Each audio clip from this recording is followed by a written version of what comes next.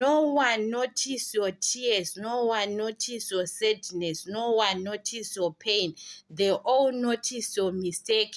When you did one mistake, they want to judge you every time, but they don't know the reason why you are reacting like that.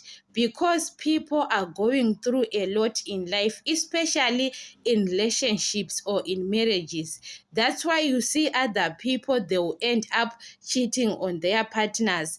You don't know the reason why they are cheating on their partners, because a lot of things is happening in relationships.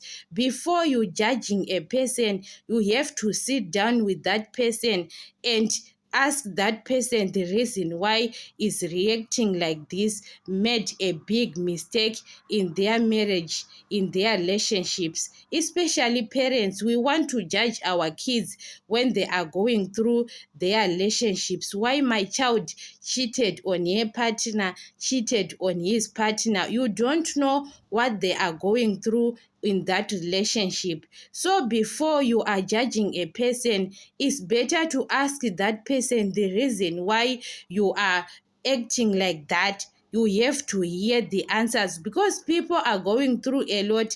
That's why a person is acting like this, because there are there are things why the person is acting the way they are acting. They are going through a lot of pain or a lot of tears.